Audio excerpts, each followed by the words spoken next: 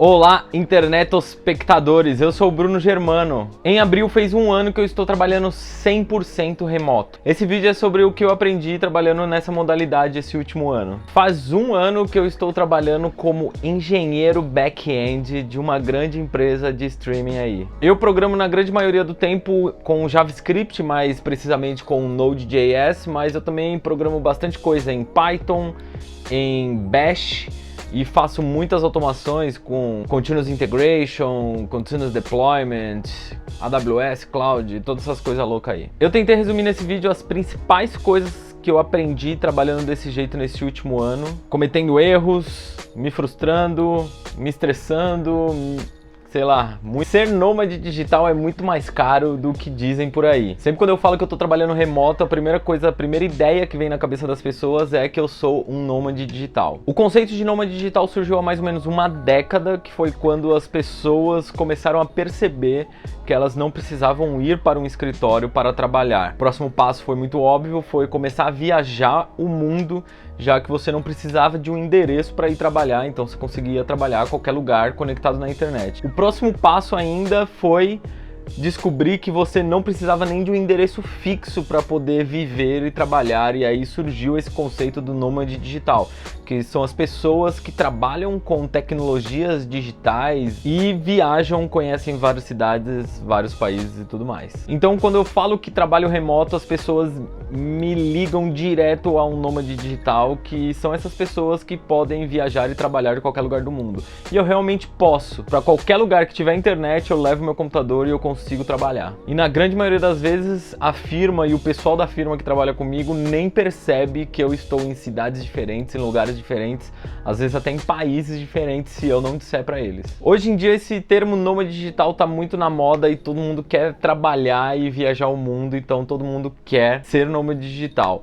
Muitas pessoas até me procuram perguntando como que é esse estilo de vida e tudo, já dei algumas entrevistas por aí falando sobre isso, mas nem tudo é como dizem por aí na internet. No último ano, trabalhando nessa empresa que eu trabalho hoje, eu fui para Praga, fui para Nova York, fui para Peruíbe, fui para Guarujá, fui para Paraty e, claro, São Paulo, que é a minha cidade natal. Eu vou contar que eu trabalhei de São Paulo também, né? Todas essas cidades eu viajei e trabalhei ao mesmo tempo, nenhuma foi de férias ou folga ou coisas assim. Todas eu estava trabalhando e estava viajando. O que não te dizem por aí sobre nômade digital é que o custo desse estilo de vida é muito alto, muito mais alto do que eles comentam. Passagens, reservas, aluguéis, casa, apartamento, aluguel de carro se você precisa de um carro para viajar, custos de conversão de dinheiro e principalmente impostos são muito caros quando você tem um estilo de vida de nômade digital. Como eu recebo em dólar e no meu contrato fala que eu sou brasileiro, então todo dólar que eu recebo precisa vir para o Brasil para que eu não pague impostos nos Estados Unidos e para que eu pague impostos no Brasil. Então, o período que eu fiquei em Nova York, só para você entender,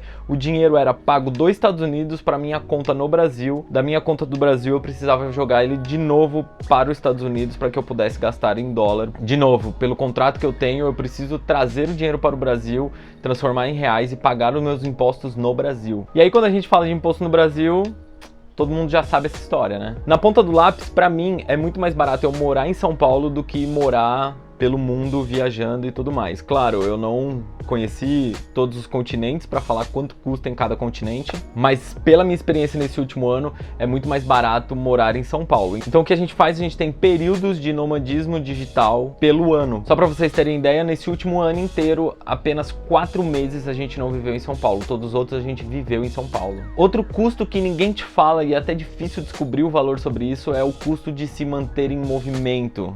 Isso é um termo que eu estou inventando aqui. É legal pra caramba viajar, conhecer outras cidades, outros países, outras línguas, outras culturas e tudo mais, mas eu realmente senti falta de dormir na minha cama, de assistir televisão sentado no meu sofá.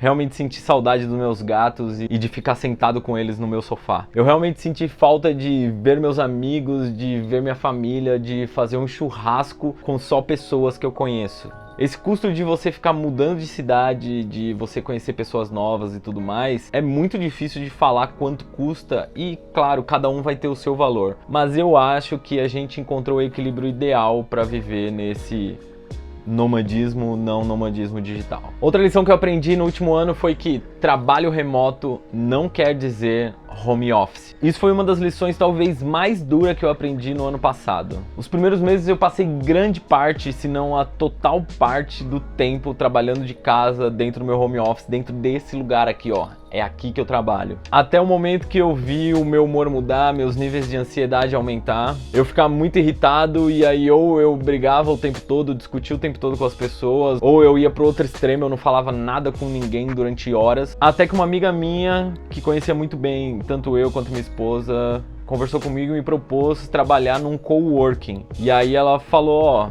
eu entendo sua personalidade, eu entendo quem você é, eu entendo o seu dia a dia e você é o tipo de pessoa que precisa ver pessoas, que precisa conversar, que precisa jogar papo fora, que precisa ver as pessoas andando e tudo mais. Esse negócio de você ficar o dia inteiro sozinho, você, o seu computador, dentro do seu escritório, não tá funcionando pra você. De cara eu achei libertador e realmente eu me identifiquei a esse tipo de pessoa.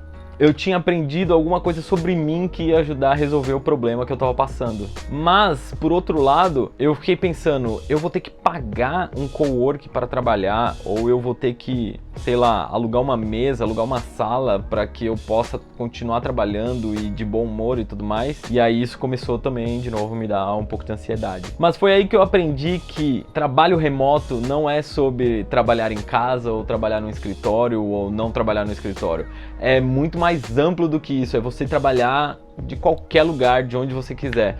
Foi então que eu comecei a, durante alguns dias da semana, a trabalhar em coworks gratuitos, trabalhar em cafeterias, trabalhar na casa dos outros, trabalhei até na casa do meu pai. Um dia eu fui lá na casa dele, trabalhei lá da casa dele, simplesmente para eu me locomover, pegar metrô, ver pessoas e chegar num lugar e conversar com os outros e tudo mais. Nesse tempo então eu fui muito no Google Campus, nem sei se chama ainda Google Campus, mas eu fui muito lá trabalhar um espaço cowork do Google gratuito, fui no eMaster Dev Hub, fui algumas vezes no InovaBra, que tem alguns amigos que trabalham lá e apareci por lá para trabalhar de lá. Trabalhar de casa é uma maravilha e traz inúmeros benefícios, muitos mesmo, mas também você começa a descobrir alguns problemas de você estar trabalhando de casa o tempo todo, a semana inteira ou meses inteiros. Pelo menos pra mim, foi uma lição muito dura aprender sobre isso. E esse último ponto eu separei, eu dei o nome de sobre o tempo e o espaço. Eu aprendi muito sobre tempo de trabalho e sobre espaço de trabalho. Apesar de eu não ter trabalhado muito em empresas que eram muito rigorosas com horário e de entrada e de saída e tudo mais, eu nunca realmente precisei me preocupar em separar horário de trabalho e lugar de trabalho, e horário de descanso e lugar de descanso. Quando você tá 10 segundos andando do seu lugar de descanso até o lugar do seu trabalho, ou pior, às vezes, o meu lugar de descanso, de, sei lá, criar vídeos e coisas assim, também é o mesmo lugar onde eu trabalho. O lugar que eu toco piano também é o mesmo lugar onde eu trabalho. Então os meus hobbies e o meu trabalho começam a ocupar o mesmo espaço. E aí começa um outro problema, que é eles começam a ocupar o mesmo tempo. A grande preocupação das empresas quando a gente começa a falar sobre trabalho remoto e tudo mais é: será que essa pessoa vai trabalhar a mesma quantidade de tempo que ela trabalhava num escritório quando ela não estiver dentro do escritório? Quando o que acontece, e o maior problema onde as empresas deveriam estar se preocupando é: eu tenho trabalhado muito mais do que eu deveria. Às vezes eu acordo muito cedo e já estou trabalhando quando eu não estaria trabalhando se eu estivesse trabalhando num escritório.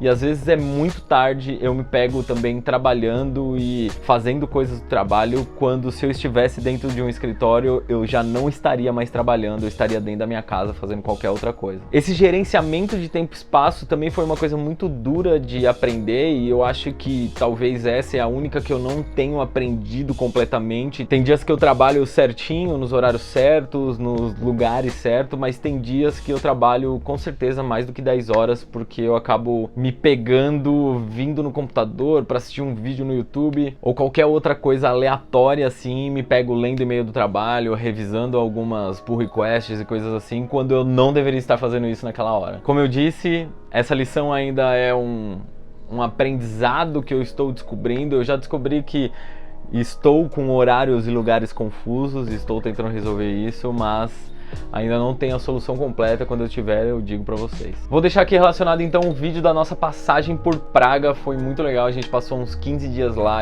E se você tá aí com alguma dúvida de como trabalhar remoto, ou se você tem uma empresa e quer começar a ter essa cultura de trabalho remoto na sua empresa, me manda uma mensagem aí, me manda um comentário, me chama nas redes sociais, vou adorar bater esse papo com vocês. Muito obrigado por assistir esse vídeo, até a próxima, tchau!